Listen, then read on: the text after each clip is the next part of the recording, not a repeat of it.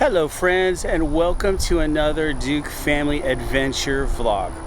So as you can see, we're not on the cruise anymore, but thank you for watching. If you did watch our Disney Dream, or what we called Back to Cruising vlog, we had so much fun.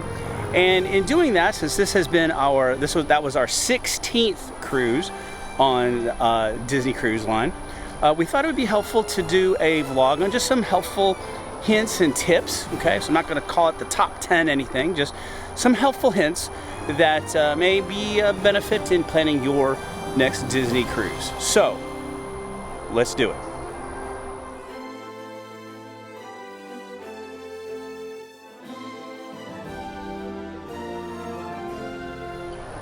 So our first tip on the Disney Cruise Line, and this again could vary as time goes on, but at the time of this filming, I'm just going to say, please understand what vaccination status Disney is requiring.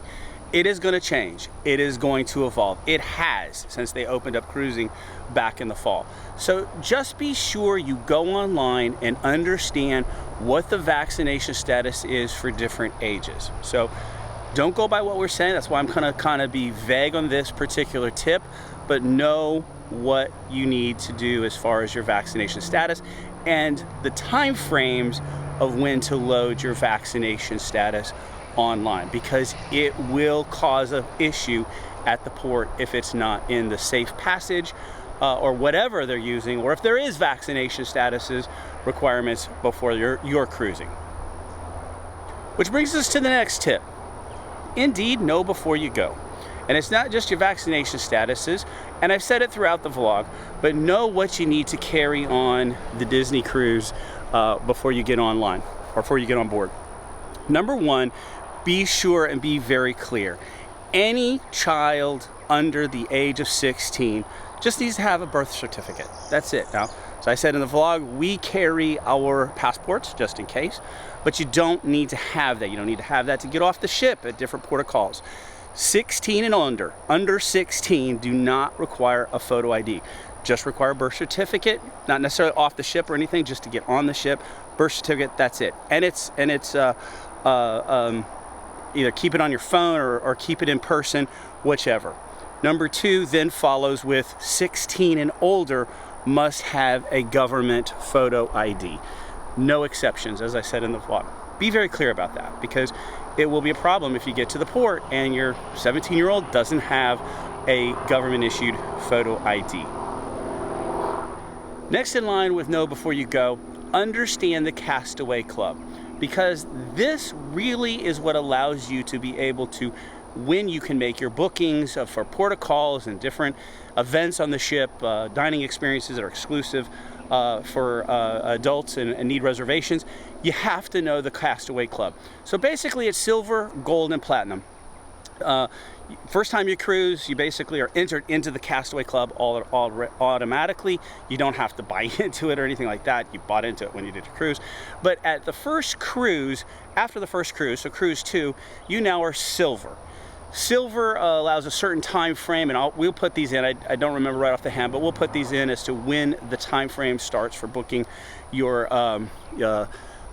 port calls and various events on the ship, when that starts as a silver. Gold is the next step. That means after 5 cruises. So cruise 6, you are gold, and 10 when you are platinum. So on your 11th cruise, you are now platinum, and then that's a certain date that you can start to book. Now, I should say, if you book concierge, trumps all, okay? So concierge is a whole different category and trumps all of those different castaways. So it could be your first cruise and your concierge sailing. Doesn't matter what I just said. You get to book whenever that time frame opens, and it's pretty far in advance. So you pretty much are going to get what you want. Now, with that said, a lot of people are always frustrated with, well, this is my 7th cruising and I haven't gone to do Palo because the platinum people get. Don't be discouraged. When you get on the ship, be sure to go to guest services and ask, do they have any availability? A lot of times they do that. They will open up or keep availability open on the day of embarkation, that you could go to the desk services and ask, do you have a reservation opening for Palo? So always go back and check. Don't be discouraged if you don't get it before you go online. don't forget to schedule your Disney character call. It's a fun way to kind of maybe break the news that you're going on a Disney cruise to your kids. We've done that before. Pretty cool.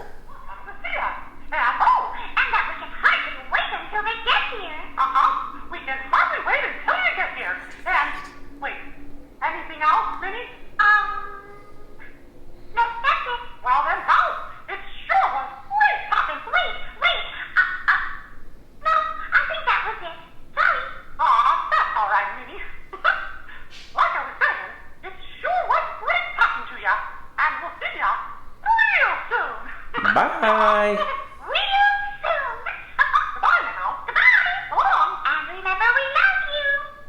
So another tip before you even get on the cruise, get here early. I mean, I cannot tell you how many we've just seen on our Facebook page for this cruise are going to miss the cruise because their flights were canceled, delayed, couldn't get it, whatever may be the issue. So there's enough stress with just the port arrival, vaccination, COVID testing without having to worry about getting here. So strongly would suggest if you could get here at least a couple of days, that would probably be good. Tons of places to stay around here. Homewood Suites. So you stay at a Disney resort, they actually transport you here, so you don't even have to worry about that. So, but just tons of places. Residence Inn, Homewood Suites across the street there. We've got Country Inn, there's a courtyard, there's even building another hotel. So a lot of options. So tip, get here early. All right, another tip. Be sure to relish and enjoy this next part of the cruise. It is very fun when they introduce you Disney Fantasy or Magic or Wonder. Welcome the whatever family. It's awesome.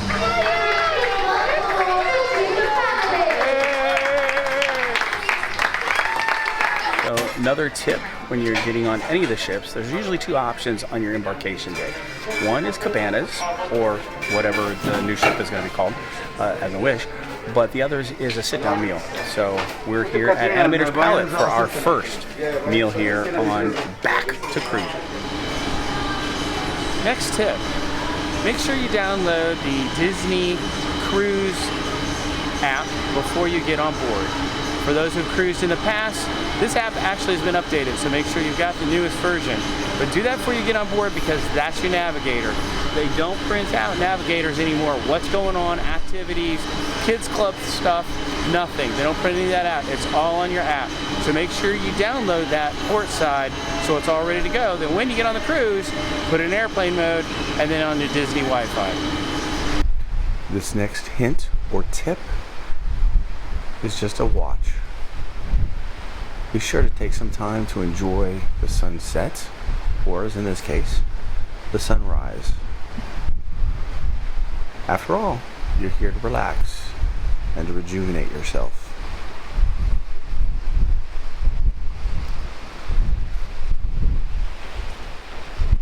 So another good tip would be on the days of the shows and the nights of the shows, get here early. I'm telling you what, you got your swoopers still on a Disney cruise.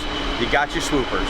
So get here early. Again, I say stake out a spot on the port side so you can be sure to see whatever the show is and you can see the unobscured view of the fireworks. But tip, get here early. Now right here on deck 12 is a really good place to watch the fireworks and the show for that matter.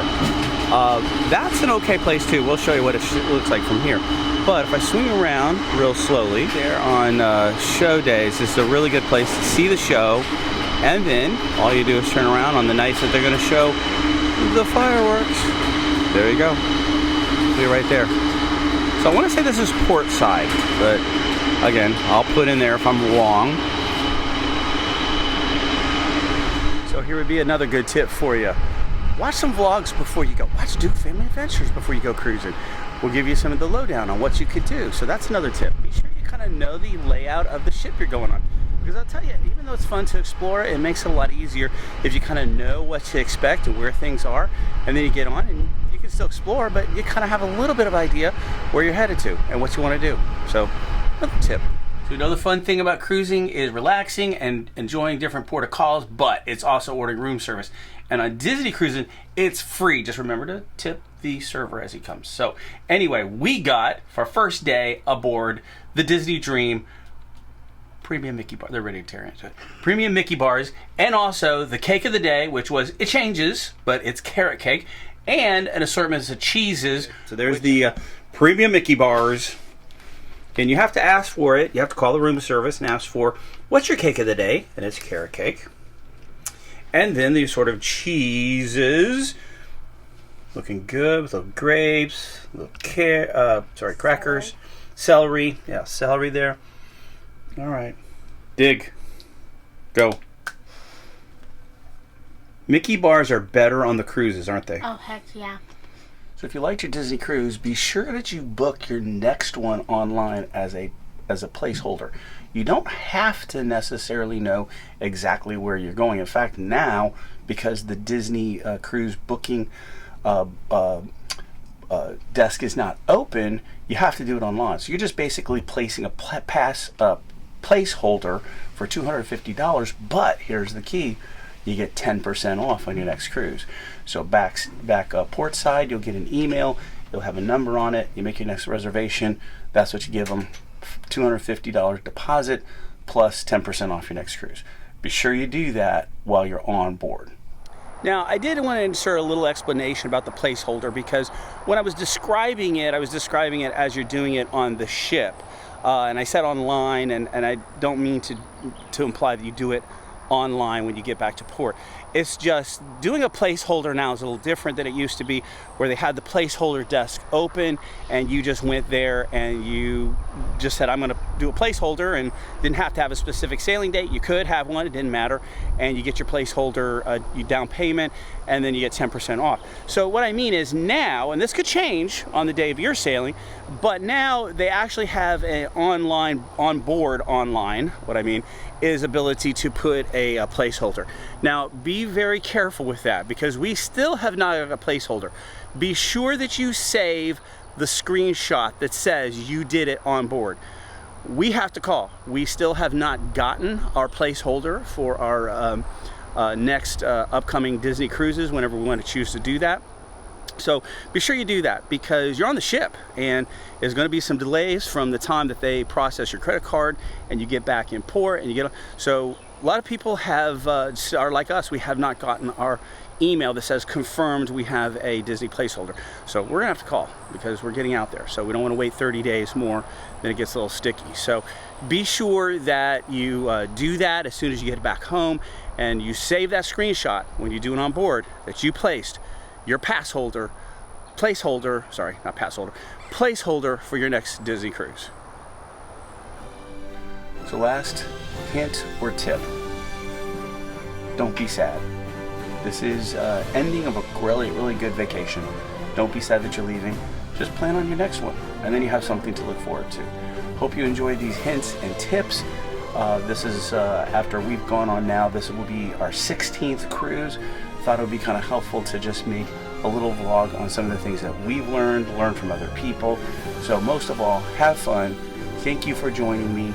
Please like, subscribe, hit that notification bell, and until our next Disney cruise, onward to our next adventure.